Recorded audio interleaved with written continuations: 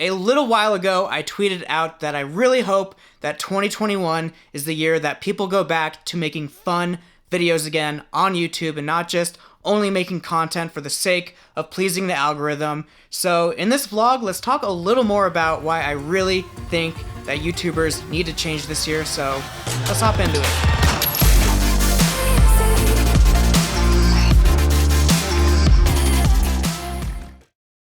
One of my favorite fun things to do in my vlogs is to show you guys all of my cool new tech stuff that I get, and I got something new for this vlog that I was all excited for, but unfortunately it turned out to be a flop. Well, let me go back a bit and I'll show you what I'm talking about. This is my current desk setup. I love everything about it. Yes, I wish I had a white desk, but that's for a different day. But one thing that is actually kind of hurting me right now when I play Apex is surprisingly this mouse pad. There's two things wrong with it. One, see how it lights up there, but it doesn't light up anywhere else? The LED's broke.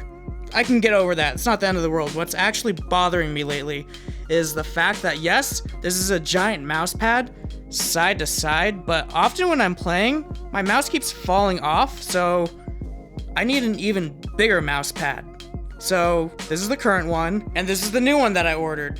And obviously this one lights up all the way, looks a lot better, it's a lot taller, so this is literally, perfectly, exactly what I wanted, or so I thought. So when I first switched to gaming on PC 2 years ago, for the first year, I was actually mostly using a controller because I was mainly a Rocket League player and I really wasn't into mouse and keyboard that much. I mean, I did it here and there a little bit, but for the most part, I stayed on the controller, and it wasn't until the beginning of last year that I really started to get into shooters more on PC, and I was starting to use my mouse a little more, so I upgraded from just a cheapo, small Corsair mouse pad to that SteelSeries one, which was absolutely amazing. I loved it, didn't really think anything of it, and now that I have upgraded to an even bigger mouse pad, this is a Rocat mouse pad, and the problem with this one is that the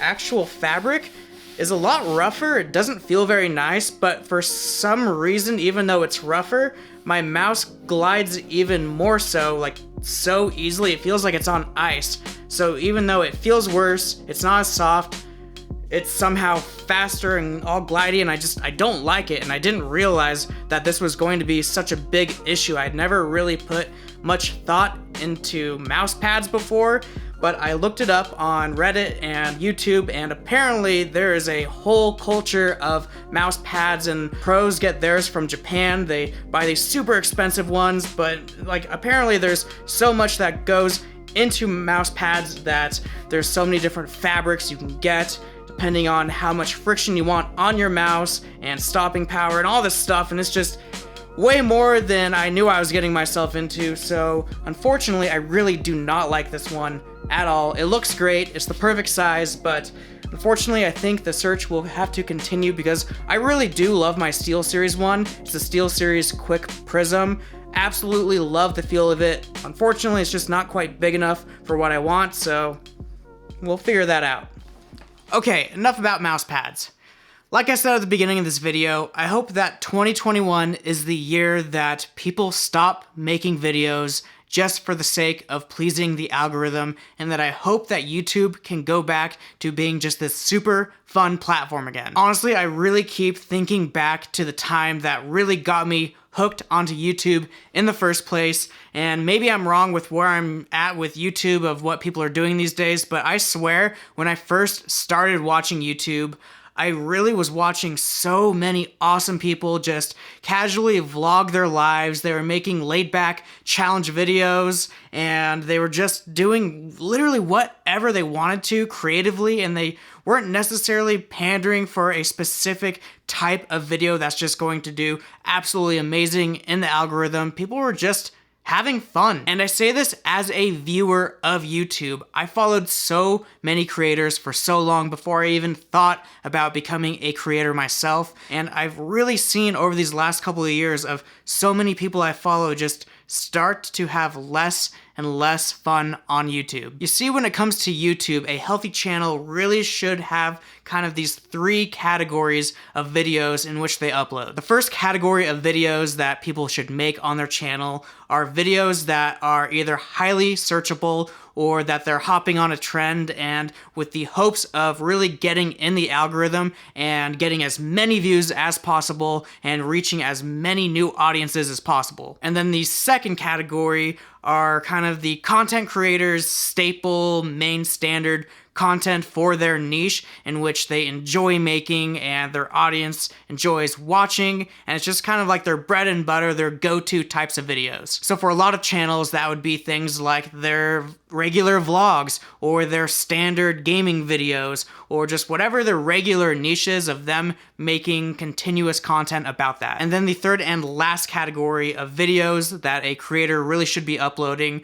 are ones that push them a bit out of their comfort zone, whether it's a bit more difficult and creative for them to film or for them to write or whatever it may be, or just something that's a little more outside of their standard niche, in which is just pushing them further and forward as a creator. And these are really important because it kind of prevents creators from burning out, and it also prevents the audience as well from burning out on the creator. So now that we are on the same page and we're talking the same lingo of categories of videos, I feel like the problem with YouTube over these last couple of years for creators who have been on the platform for a while is that so many of us have really been focused on only that first category of videos, which is the ones that are going to rank really well in search or they're going to do really well in the algorithm. And it's obvious why, because those are the ones that, quote, bring us success, and those are the ones that get lots of views. So eventually as a creator you start thinking to yourself, why not only just make those types of videos? But the problem with those videos for creators is that they're often the most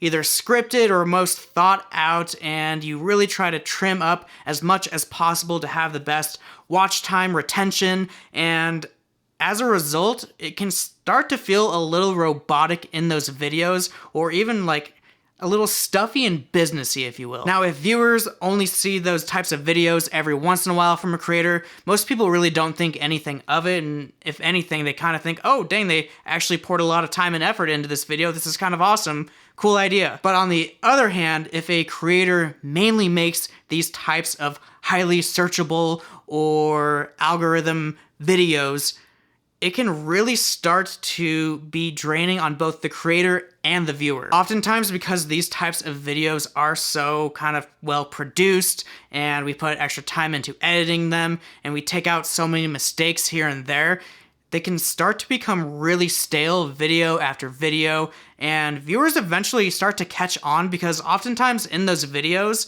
the creators really don't show their personality as much as they would on either just a regular standard niche video that they're used to making, or those videos where they're pushing themselves a little more creatively. Obviously, every once in a while, as creators, we do have to make those types of videos of where we put a lot more time and effort into it in hopes of it getting picked up in the algorithm, but I feel like everyone has just been in the mindset of we only should be making these types of videos because these are the best for our growth, and myself included, I followed into that trap as well. A lot of my videos last year fell into that trap. But when you as a creator choose to ignore those two other categories of YouTube videos, of having just your standard niche content or your videos that are a little more creative and push you out of your boundaries, eventually your audience will get bored. YouTube videos are supposed to be fun and personal, but I, again, feel like it's been so stuffy and businessy over these last couple of years for so many of us, and I hope that a lot of other creators are starting to recognize this. So for this channel, a lot of the content that you will see from me will be more fun vlogs and gaming videos, and yes, I'm still going to make some tech videos here and there, and those will be the more planned ones that I hope do well in the algorithm, but those shouldn't only be what I make on this channel. And by focusing on this balance for my channel, I'm really hoping that you will start to see even more of my personality show on my YouTube channel, because over on Twitch for live streams, I've really been kind of breaking out of my shell for these last couple of months, and I really feel like we're getting to a point where I'm starting to actually be myself. But when it comes to YouTube, I've always kind of had this professionalism a bit, if you will, on this channel that I kind of want to tear the walls down a bit, and I just want to show you guys my true personality, and we'll do that by having fun. It is the next day, and I have a busy day ahead of me because it is a new ranked split of Apex. And so I'm going to be streaming all day today, reworking my rank because at the beginning of a new split in Apex, they kind of de-rank you. I think it's a rank and a half that they lower you.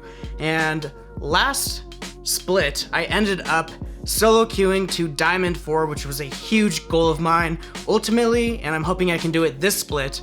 I want to solo queue to Diamond 3. That's kind of generally what I've heard. That is the consensus of, that's kind of how far you can solo queue to until you really are just absolutely one of the best players in the world. So I just want a little bit of improvement. So my goal, like I said, is by the end of this split is to solo queue to Diamond 3, and I will be a happy camper. And now speaking of streaming in general, I've decided that I'm going to swap up my stream schedule just a little bit, because right now I stream Monday, Wednesday, and Friday kind of midday, and it's been working decently well for actually in terms of my energy levels when streaming, but I've been finding more and more that it's really kind of causing me to be unproductive on those days because it's just kind of during the middle of the day.